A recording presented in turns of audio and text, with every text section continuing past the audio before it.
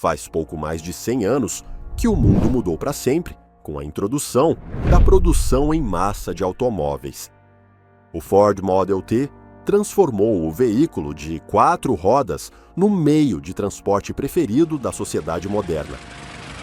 Só nos últimos 5 anos, incluindo o ano da pandemia de Covid-19, a indústria automobilística produziu cerca de 100 milhões de unidades por ano, gerando aproximadamente 3 trilhões de dólares em faturamento anual.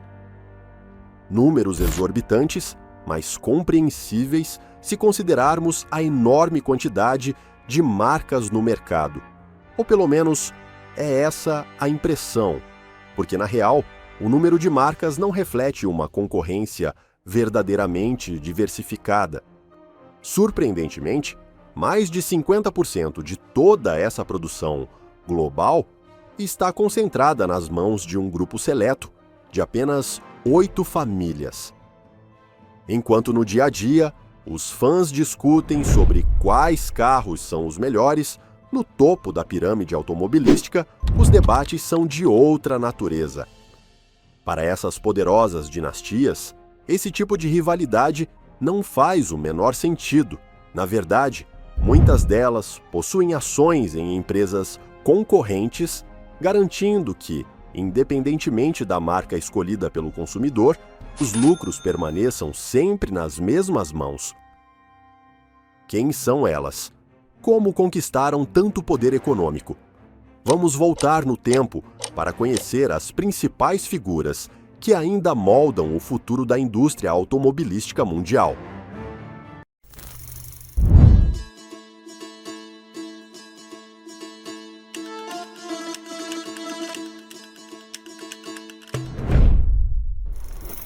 A história da Porsche começou em 1875, com o nascimento de um dos maiores engenheiros automotivos que o povo alemão já produziu, Ferdinand Porsche. No entanto, é importante destacar que, apesar dos avanços deixados por Ferdinand em suas passagens por empresas como Daimler-Benz e Auto Union, atuais Mercedes-Benz e Audi, isso não tornou sua família rica financeiramente. Foi apenas em 1933 que o destino dos Porsche mudou para sempre. Na época, o Führer desejava replicar para o povo alemão o que Henry Ford havia feito nos Estados Unidos com o Ford Model T. O ditador esboçou a silhueta do mítico Volkswagen e foi a pequena empresa independente de Ferdinand Porsche, seu filho Ferry e seu genro Anton Piëch, que venceu o concurso público para desenvolver o veículo que entraria para a história como o carro do povo. Vale ressaltar que na fundação da Porsche havia ainda um quarto personagem crucial, Adolf Rosenberger, empresário judeu e investidor que financiou a jovem companhia e acreditava no talento dos Porsche.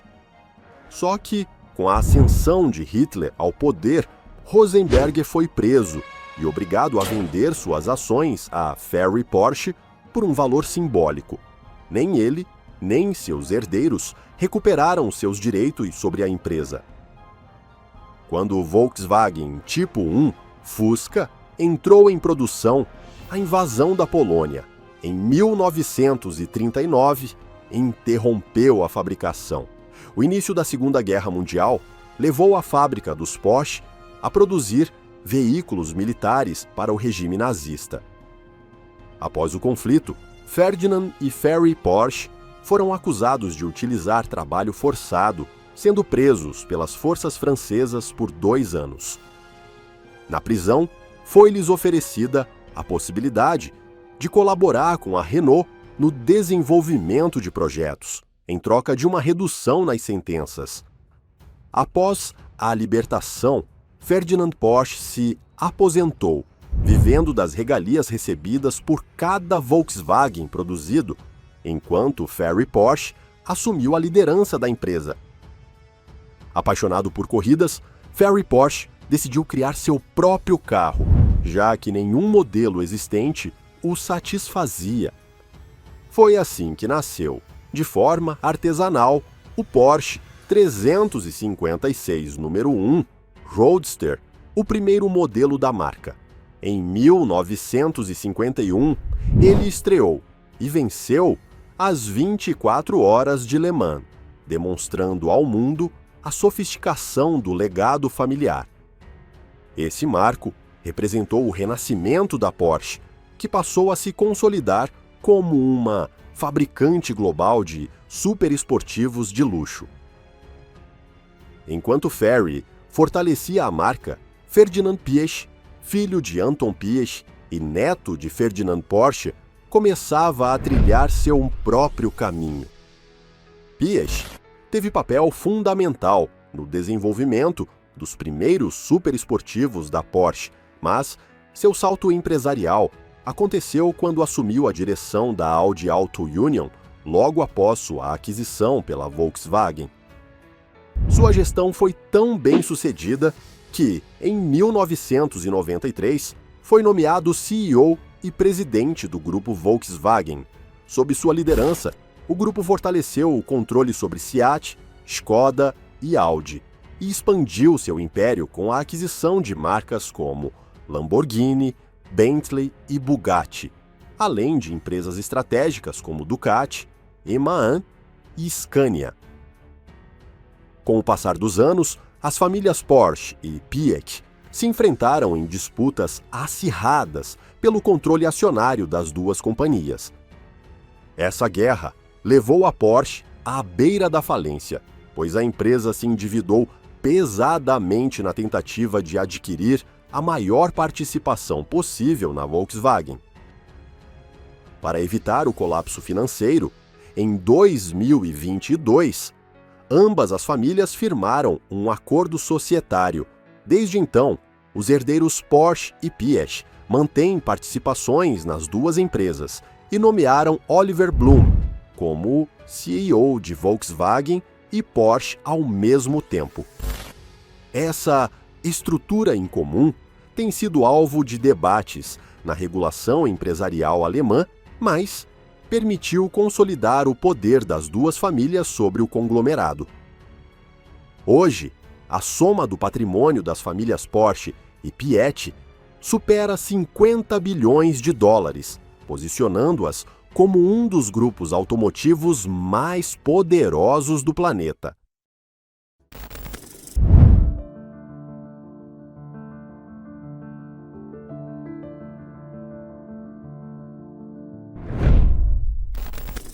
O Hyundai Motor Group é o maior fabricante de automóveis da Coreia do Sul e um dos gigantes da indústria automobilística mundial, controlando marcas como Hyundai, Kia e Genesis. Atualmente, o grupo produz mais de 5 milhões de veículos por ano e sua capitalização de mercado ultrapassa os 60 bilhões de dólares. Mas sua história começou com origens modestas. Embora hoje seja considerada uma empresa genuinamente sul-coreana, seu fundador, Chung Ju-yoon, nasceu em um pequeno vilarejo que atualmente faz parte da Coreia do Norte. Primogênito de 7 irmãos, cresceu em uma família de camponeses, numa Coreia ocupada pelo Japão, onde os coreanos eram tratados como cidadãos de segunda classe. Desde jovem, Chung sonhava com um futuro além do campo. Tentou fugir da fazenda da família 3 vezes, até que em 1933 vendeu uma vaca de seu pai para comprar uma passagem com destino a Seul, conseguindo finalmente seu objetivo aos 18 anos. Na capital, conseguiu emprego como ajudante em uma loja de arroz e rapidamente se tornou indispensável para o negócio, conquistando a confiança do dono e dos clientes. O destino sorriu para ele quando o proprietário adoeceu gravemente e decidiu ceder-lhe a loja. Graças a essa oportunidade, Chung conseguiu melhorar sua qualidade de vida, economizar dinheiro e ajudar sua família comprando mais terras agrícolas. Aos 22 anos, sua vida parecia encaminhada para o sucesso, mas os conflitos armados mudariam tudo. Com o início da Segunda Guerra Mundial, o Japão impôs um racionamento de cereais na Coreia, obrigando Chung a fechar sua loja de arroz. Determinado a se reinventar, investiu todas as suas economias em uma oficina mecânica de reparos automotivos, junto com um sócio japonês. Sua habilidade nos negócios permitiu que expandisse a oficina e contratasse 70 funcionários em apenas 3 anos. Porém, em 1943, as autoridades japonesas intervieram, fundindo sua oficina com uma siderúrgica, interrompendo mais uma vez sua trajetória empresarial. Após o fim da guerra, longe de desistir, Chung retornou a Seul e fundou a Hyundai, cujo nome significa modernidade em coreano. Inicialmente, a empresa atuava no setor de construção e infraestrutura, aproveitando a experiência adquirida durante a intervenção japonesa em seu antigo negócio. Numa Coreia devastada, sua visão foi essencial para a reconstrução do país. Chung sabia que o futuro dependia do desenvolvimento industrial e da infraestrutura e transformou a Hyundai em uma das maiores construtoras da Coreia do Sul. A essa altura, o país já estava dividido entre Coreia do Norte e Coreia do Sul. Esta última, sob forte influência dos Estados Unidos, incentivava investimentos em grandes projetos de infraestrutura, e a Hyundai foi uma das maiores beneficiadas. Em 1967, a Hyundai já era uma das empresas mais prósperas da Coreia, com projetos em diversos países asiáticos e forte presença nos setores de construção, indústria e energia. Mas Chung enxergava outro caminho de desenvolvimento: a indústria automobilística. No mesmo ano, fundou a Hyundai Motor Company e iniciou uma colaboração com a Ford Motor Company.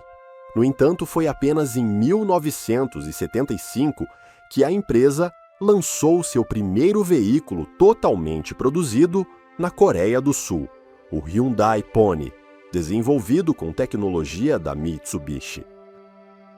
Apesar de contar com sólido respaldo financeiro, a divisão automobilística da Hyundai levou mais de 30 anos para se consolidar, devido à inexperiência no setor e à percepção de baixa confiabilidade de seus carros.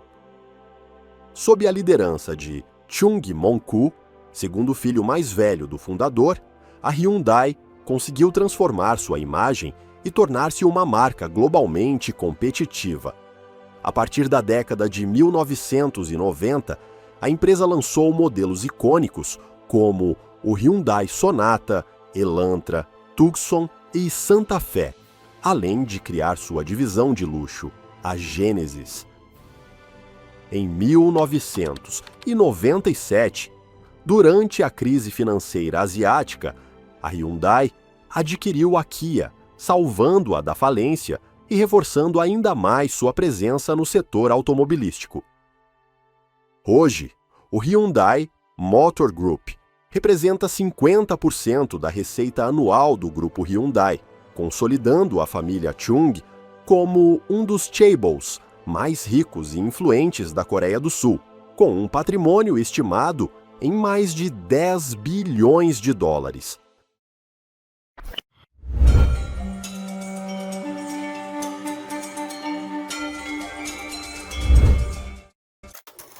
A família Agnelli é sinônimo da Fiat, uma das fabricantes de automóveis mais antigas e reconhecidas do mundo.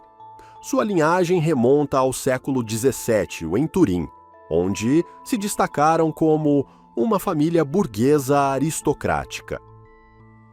Com a chegada da era industrial, os Agnelli aproveitaram as transformações culturais e o acesso à educação universitária para se diversificar em setores como o direito, a medicina, a política e, finalmente, na nascente indústria automobilística do século XX.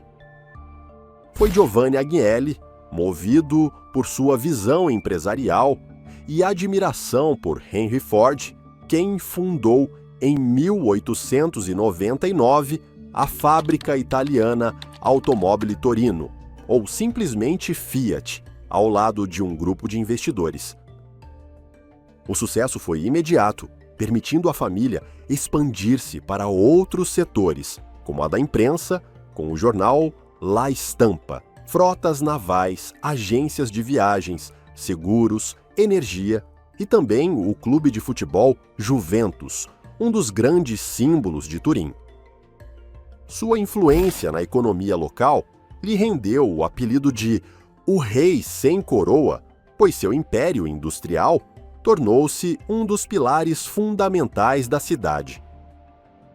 O crescimento da Fiat foi marcado por períodos de guerra.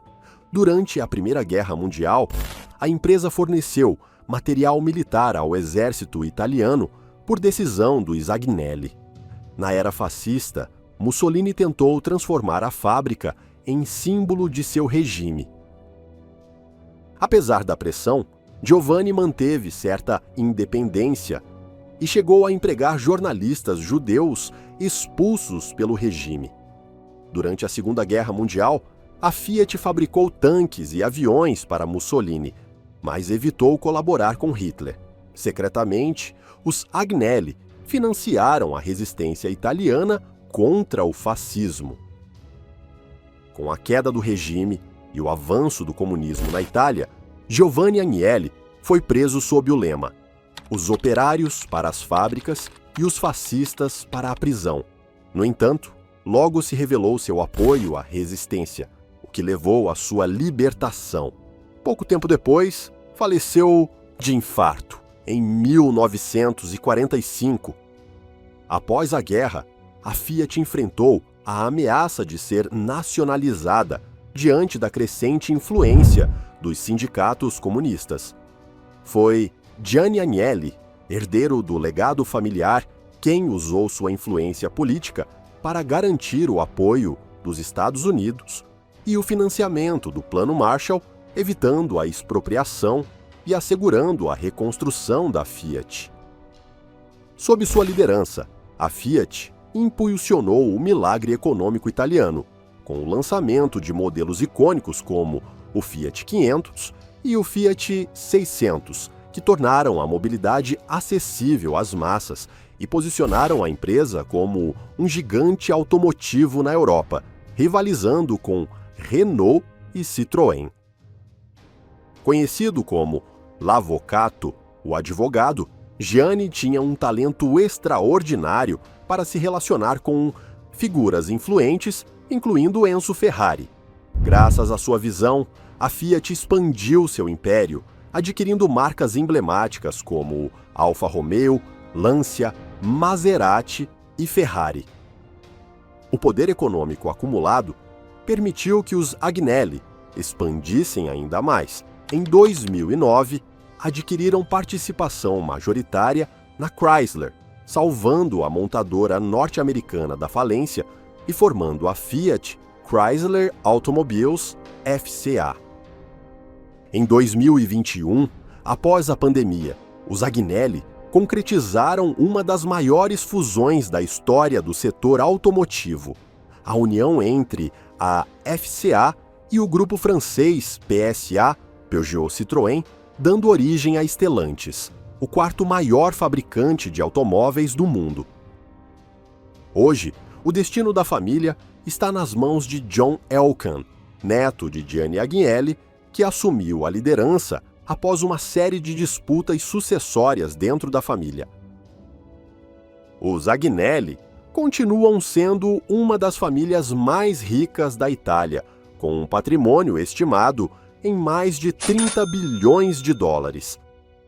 Através da Stellantis, controlam 14 marcas automotivas, entre elas Alfa Romeo, Chrysler, Citroën, Dodge, Jeep, Maserati, Opel, Peugeot e Ram. Além disso, mantém 50% de participação na Ferrari, embora esta última siga operando de forma independente sob a direção dos herdeiros da Enzo Ferrari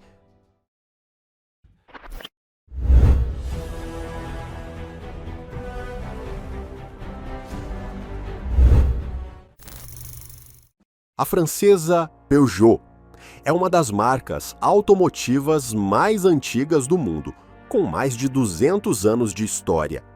Assim como os Agnelli, na Itália, a família Peugeot descende de uma antiga dinastia burguesa estabelecida em Valentigney, uma pequena comuna francesa com origens que remontam ao século XV. Embora sua entrada oficial na indústria automobilística tenha ocorrido em 1896, quando Armand Peugeot fundou a Société des Automobiles Peugeot, a trajetória empresarial da família começou no início do século XIX. Naquela época, os Peugeot operavam um moinho industrial e passaram a fabricar moedores de café, produtos de aço, molas, serras e bicicletas. Aliás, até hoje a marca Peugeot ainda produz eletrodomésticos, bicicletas e ferramentas metálicas. Em 1858, antes mesmo de entrar no setor automotivo, a família registrou o logotipo do leão, símbolo da força e durabilidade de seus produtos. A verdadeira fortuna da família começou a ser construída com a visão do engenheiro Armand Peugeot e uma série de inovações pioneiras. Em 1889, Armand apresentou um triciclo a vapor, um dos primeiros do tipo na França. Mas, ao observar os avanços alemães nos motores a combustão, em 1890 lançou o primeiro automóvel Peugeot com motor Daimler. No ano seguinte, em 1891, a Peugeot produziu o primeiro automóvel do mundo fabricado em série, o Peugeot Type 3, com 64 unidades montadas.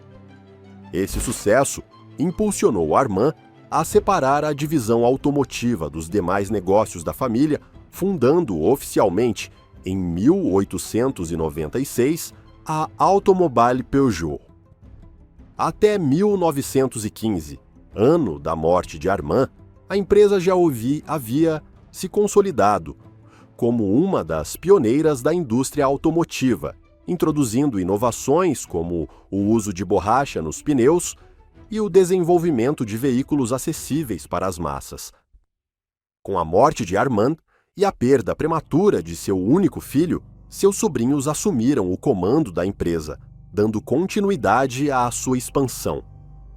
Um dos marcos mais importantes ocorreu em 1929, com o lançamento do Peugeot 201, o primeiro modelo a utilizar o zero no meio da numeração, uma tradição mantida até hoje. Para os SUV, essa numeração foi adaptada com 2 zeros centrais. Em 1934, a Peugeot fez história no Salão de Paris ao apresentar o primeiro conversível com teto retrátil, aplicando a tecnologia Eclipse Peugeot sobre a base do modelo 401. A marca se consolidou como sinônimo de inovação constante. Em 1941, por exemplo, desenvolveu um veículo elétrico, o Peugeot VLV, como resposta ao racionamento de combustível durante a Segunda Guerra Mundial. Embora não tenha tido sucesso na época, a Peugeot se antecipou em décadas à revolução dos carros elétricos. O emblema do leão, que já representava a identidade da marca, só apareceu em um carro em 1948, com o lançamento do Peugeot 203. Desde então, o logo tem evoluído continuamente, refletindo o espírito vanguardista da empresa. Como outros gigantes da indústria, a Peugeot também enfrentou desafios financeiros. Na década de 1970, a crise do petróleo abalou o setor automotivo e levou a Citroën à beira da falência.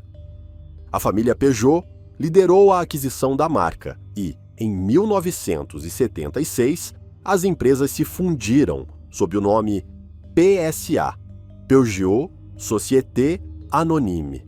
A fusão permitiu reduzir custos, compartilhar tecnologias e fortalecer ambas as marcas.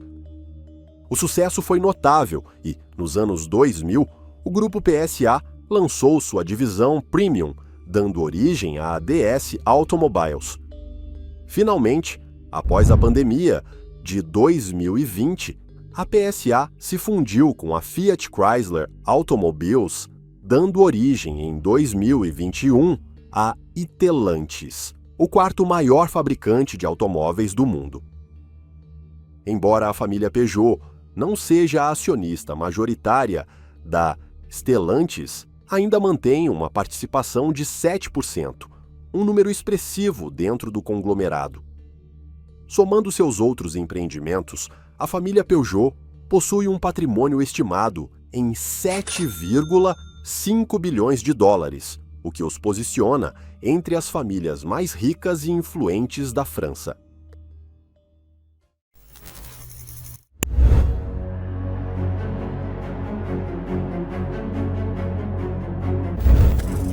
A Ford Motor Company é uma das marcas automotivas mais antigas e emblemáticas do mundo, com mais de um século de história. Assim como os Agnelli na Itália ou os Peugeot na França, a família Ford construiu uma das dinastias industriais mais influentes da história dos Estados Unidos. A entrada oficial da família no mundo automotivo aconteceu em 1903, mas sua trajetória empresarial começou ainda no final do século XIX, quando Henry Ford começou a experimentar motores e veículos por conta própria. Na época, Ford trabalhava como engenheiro-chefe na Edison Illuminating Company, mas, em seu tempo livre, desenvolvia seus próprios protótipos de automóveis.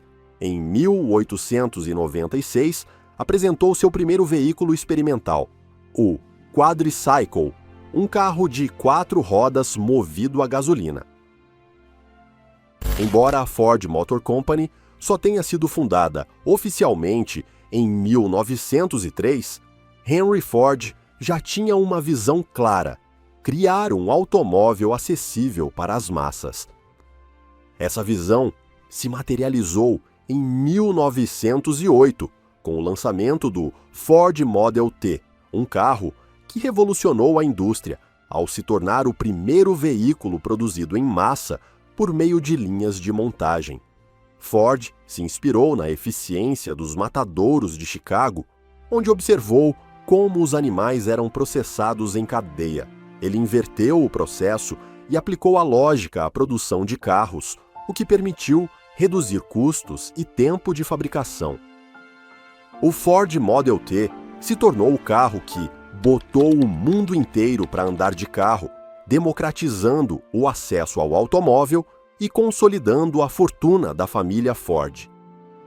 Além de seu impacto na indústria, Henry Ford também revolucionou o mercado de trabalho ao implementar em 1914 um salário mínimo de $5 por dia, o dobro da média da época. Isso melhorou as condições dos trabalhadores e reduziu a rotatividade, estabelecendo um novo padrão na indústria manufatureira. Ao longo do século XX, a família Ford continuou expandindo seu império. Em 1945, Henry Ford II, neto do fundador, assumiu a liderança da empresa. Ele foi responsável por modernizar a companhia e fortalecer sua presença global.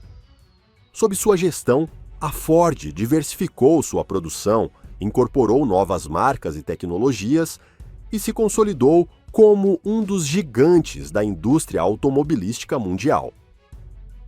Um dos episódios mais curiosos da história da família Ford ocorreu logo após a Segunda Guerra Mundial.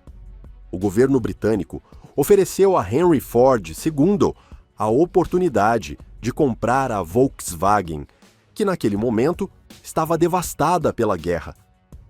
Inacreditavelmente, Ford recusou a oferta, argumentando que não via futuro algum na empresa nem no modelo criado por Ferdinand Porsche. Anos depois, se arrependeria profundamente, pois a Volkswagen se tornaria uma das maiores concorrentes da Ford no mercado global. Atualmente, embora a Ford Motor Company seja uma empresa de capital aberto, a família ainda desempenha um papel ativo em sua gestão. O atual presidente executivo, William Clay Ford Jr., é bisneto de Henry Ford e seu patrimônio é estimado em aproximadamente 2 bilhões de dólares. Além disso, a família Ford mantém cerca de 40% do poder de voto na companhia, garantindo protagonismo nas decisões estratégicas do gigante automotivo.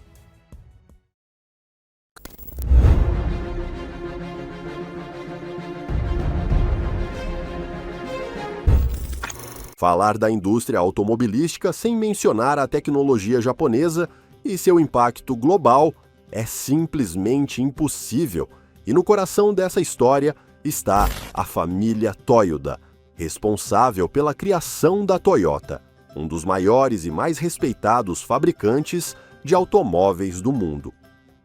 Embora sua entrada oficial no setor automotivo tenha ocorrido em 1937, com a fundação da Toyota Motor Corporation por Kishiro Toyoda, a trajetória empresarial da família começou décadas antes. A origem do Império Toyoda remonta a 1926, quando Sakichi Toyoda, pai de Kishiro, fundou a Toyoda Automatic Loom Works, uma empresa dedicada à fabricação de teares automáticos que revolucionaram a indústria têxtil. Graças às suas inovações, os Toyoda já eram prósperos, mas o verdadeiro sucesso veio com a visão de Kichiro, que decidiu diversificar os negócios da família para a nascente indústria automobilística. Inspirado pelos avanços nos Estados Unidos, especialmente por Henry Ford, Kishiro viu o potencial do automóvel para o Japão. Em 1936, a empresa apresentou seu primeiro protótipo, o Toyota AA, e no ano seguinte, em 1937, nasceu oficialmente a Toyota Motor Corporation, separando-se da empresa têxtil para se concentrar exclusivamente na fabricação de automóveis, mesmo contra a vontade dos executivos da empresa-mãe. Desde o início, a Toyota se destacou pelo foco em eficiência e qualidade. Sob a liderança de Kishiro, a empresa implementou o revolucionário sistema Just in Time, um método de produção que otimizava processos, reduzia custos e desperdícios, e que mais tarde se tornaria referência mundial na manufatura industrial. A influência da Toyota no Japão é inegável, especialmente na cidade que leva seu nome, Toyota City, onde a empresa é o principal motor econômico. Apesar do crescimento acelerado, a Toyota enfrentou momentos difíceis, especialmente durante a Segunda Guerra Mundial. Naquele período, produziu veículos militares para o exército japonês, o que a colocou sob supervisão direta do governo. Após a guerra, o Japão estava devastado e a Toyota enfrentava uma crise financeira severa devido à destruição de sua infraestrutura e à ocupação dos Estados Unidos. No entanto, graças à determinação de Kichiro Toyoda e de seu sucessor Eiji Toyoda, a empresa conseguiu se recuperar e evitar a falência. Nas décadas seguintes, a Toyota se consolidou como líder global da indústria automobilística. Nos anos 1980, expandiu seu império com o lançamento de novas marcas, destacando-se a Lexus, que rapidamente se tornou sinônimo de luxo e qualidade. Em 1997, a Toyota voltou a fazer história ao lançar o Prius, o primeiro carro híbrido produzido em massa, iniciando uma revolução na mobilidade sustentável e posicionando a marca como referência em tecnologia ecológica. O sucesso acumulado ao longo das décadas tornou a Toyota o maior fabricante de automóveis do mundo. Em 2009, Akio Toyoda, neto de Kishiro, assumiu a presidência da empresa, liderando a Toyota durante a crise financeira global e expandindo sua atuação no mercado de veículos híbridos e elétricos. Atualmente, a família Toyoda é uma das mais ricas e influentes do Japão, com um patrimônio estimado em mais de 15 bilhões de dólares. Além disso, a família mantém participações estratégicas em outras montadoras japonesas como Mazda Motor Corporation, Subaru Corporation e Isuzu Motors, garantindo sua influência no futuro da mobilidade global.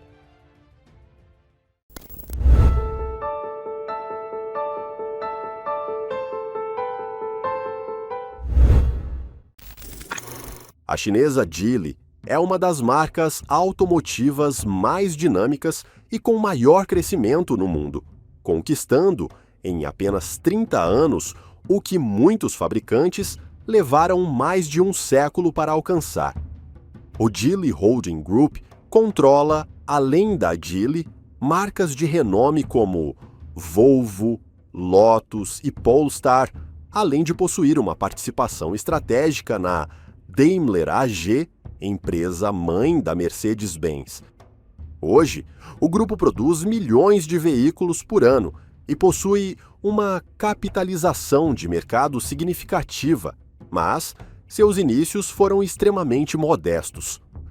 O fundador da Geely, Li Shufu, nasceu em 1963, em um ambiente rural na província de Zhejiang, na China. Filho de uma família de camponeses, desde pequeno trabalhava na fazenda da família, ajudando no sustento do lar em um contexto econômico desafiador. Aos 17 anos, em 1980, decidiu se aventurar no mundo dos negócios. Com um empréstimo familiar, iniciou um pequeno negócio de fabricação de peças de reposição para geladeiras, dando seus primeiros passos no setor industrial. Com o tempo, esse negócio evoluiu para a produção de motocicletas sob a marca Geely, que em chinês significa afortunado. Essa mudança permitiu a Li Shufu acumular seu primeiro capital expressivo e começar a sonhar com algo muito mais ambicioso: a indústria automobilística. Naquele momento, o setor automotivo na China era dominado por empresas estatais, o que tornava difícil a entrada de empresários privados. Mas Li Shufu não se abalou. Um aspecto que sempre gerou especulações é que, em sua juventude, Li Shufu teria ingressado no Partido Comunista Chinês, onde teria formado uma relação próxima com Xi Jinping, atual presidente da China. Acredita-se que essa conexão tenha sido chave para a expansão da Geely, embora nunca tenha sido oficialmente confirmada. Em 1997, com os recursos acumulados e a experiência adquirida, fundou oficialmente a Geely Automobile, marcando sua entrada definitiva na indústria automotiva. O maior salto da Geely, no entanto, veio em 2010, quando adquiriu a marca sueca Volvo. Muitos consideraram essa compra um risco, mas Li Shufu mostrou-se um visionário ao dar autonomia à Volvo e permitir que a marca se reinventasse e atingisse recordes históricos de vendas. Impulsionada por esse sucesso, a Geely continuou sua expansão internacional, adquirindo marcas icônicas como Lotus e Polestar. Em 2018, a empresa chinesa deu outro passo estratégico ao adquirir uma participação significativa na Daimler AG, controladora da Mercedes-Benz. Esse movimento consolidou a família Li como um dos principais players da indústria automotiva global, com influência direta em uma das marcas de luxo mais prestigiadas do mundo. A trajetória até o sucesso não foi fácil. Nos primeiros anos, a Geely teve dificuldades para conquistar a confiança dos consumidores. Seus veículos eram vistos como produtos de baixa qualidade, assim como aconteceu inicialmente com marcas coreanas. No entanto, uma estratégia agressiva de reinvestimento em pesquisa e desenvolvimento, combinada com a aquisição de tecnologia de ponta e uma expansão global bem planejada, transformou a imagem da marca. Hoje, o Geely Holding Group é um dos principais fabricantes de automóveis do mundo, o segundo maior da China, com forte presença global e apostas ambiciosas em eletromobilidade. Li Shufu, apelidado de o Henry Ford chinês, tem liderado a Geely em direção à inovação em veículos elétricos e tecnologias de mobilidade sustentável, posicionando a empresa como referência no futuro da indústria automotiva. Esse sucesso transformou a família Li em uma das mais influentes da China, com um patrimônio superior a 30 bilhões de dólares. Além disso, Li Shufu figura entre as 10 pessoas mais ricas do país, sendo reconhecido como um dos empresários mais visionários da história automotiva chinesa.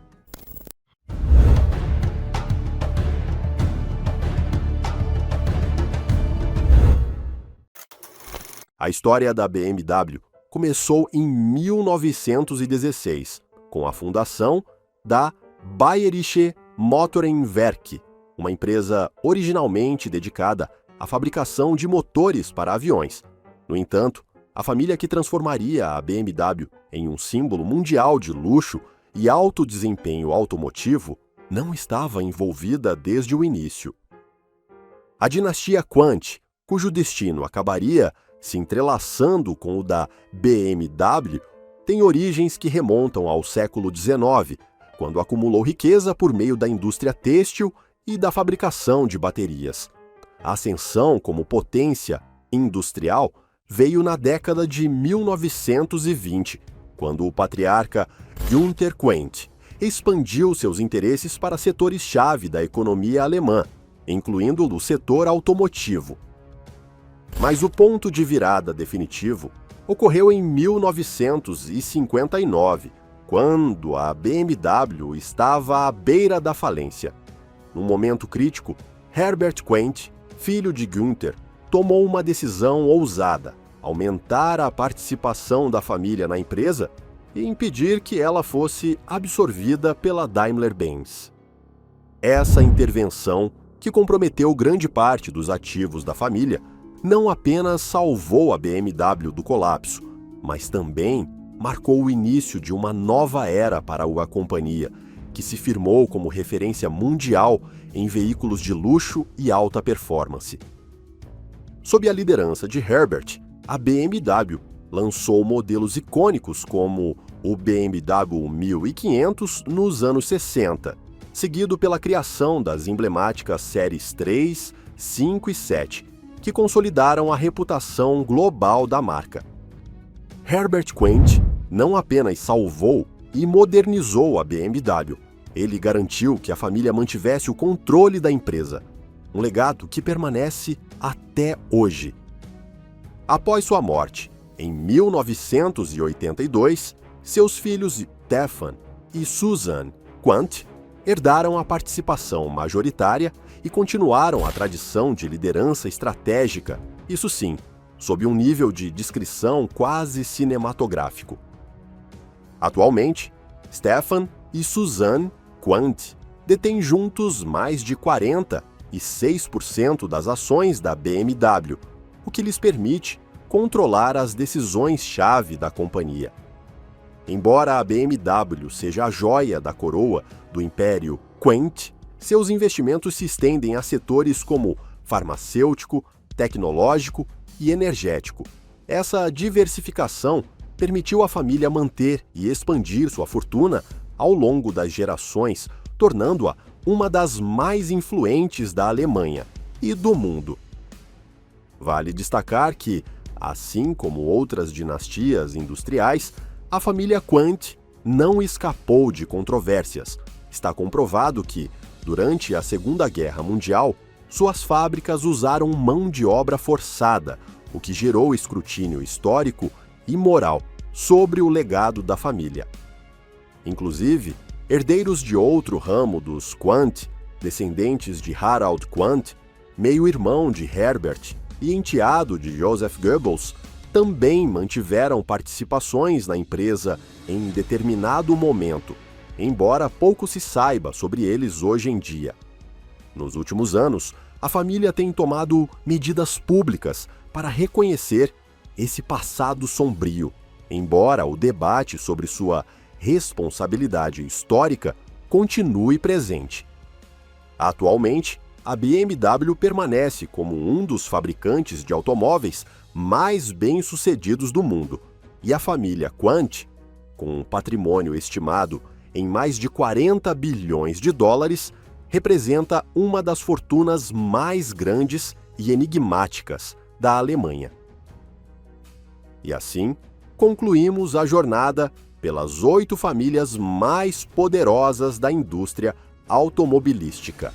Dinastias que, com origens diversas e superando desafios admiráveis, construíram impérios que não apenas dominam o presente, mas continuarão moldando o futuro do setor. E você, acredita que essas poderosas dinastias continuarão controlando a indústria automotiva nos próximos anos? Ou o avanço de novas potências e tecnologias mudará completamente o cenário? Se você gostou da história das 8 famílias mais influentes da indústria automobilística, inscreva-se no canal e ative o sininho para continuar explorando a vida e os feitos dos grandes protagonistas da mobilidade mundial.